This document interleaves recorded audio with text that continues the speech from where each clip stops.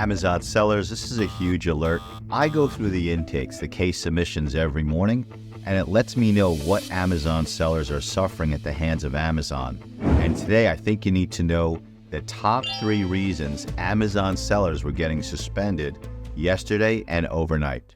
The new Amazon suspensions kind of broke into thirds: related accounts, trademark complaints, intellectual property complaints, and sourcing verification.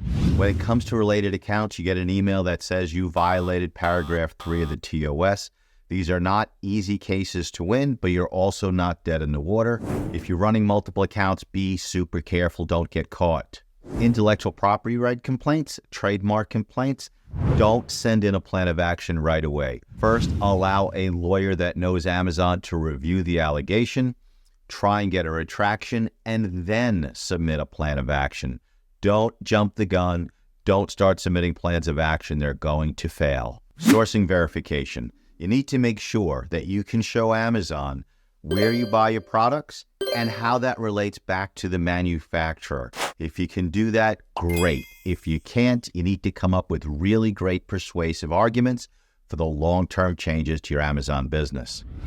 That is today's information about current Amazon suspensions.